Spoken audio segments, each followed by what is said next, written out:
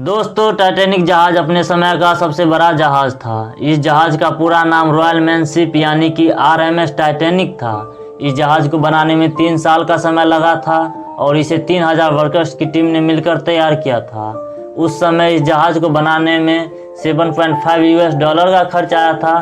अगर आज के समय में इस जहाज को बनाया जाए तो इसे बनाने में $200 मिलियन का खर्च आएगा। दोस्तों, आपको बताते चले कि ये जहाज इतना बड़ा था कि इस जहाज के अंदर एक हीटेड स्विमिंग पूल, एक जिम, 4 रेस्टोरेंट, एक लाइब्रेरी मौजूद था और इस जहाज में एक साथ 2000 से ज़्यादा लोग यात्रा कर सकते थे।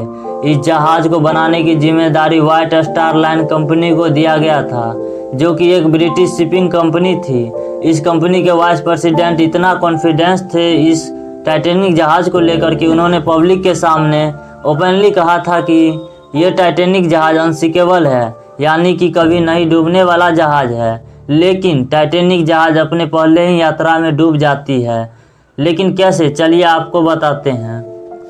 ये साल था 10 अप्रैल 1992 का, जब टाइटैनिक जहाज अपनी पहली यात्रा के लिए रवाना होता है और वे इंग्लैंड के साउथहैम्पटन से न्यूयॉर्क के लिए जा रहा होता है। तभी रास्ते में टाइटैनिक जहाज आइस बर्फ से टकरा जाता है और टाइटैनिक जहाज डूब जाता है।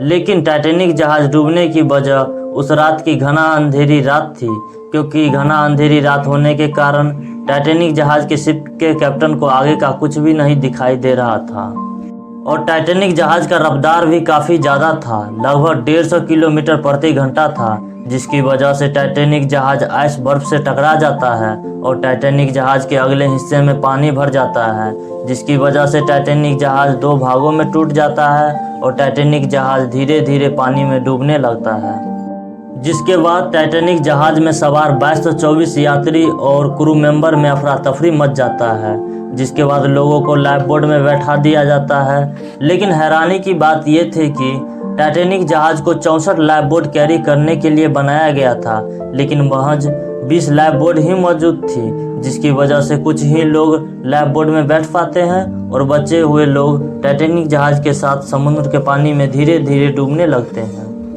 आपको बताते चले कि उस वक्त समुद्र में पानी का टेम्परेचर -2 डिग्री सेल्सियस था और टक्कर के 2 घंटा 40 मिनट बीतने के बाद टाइटैनिक जहाज पूरी तरह से पानी में डूब जाता है और इस हादसे में 2224 यात्री में से 710 लोगों की ही जान बच पाती है और 1514 लोग इस हादसे में जान गंवा देते हैं।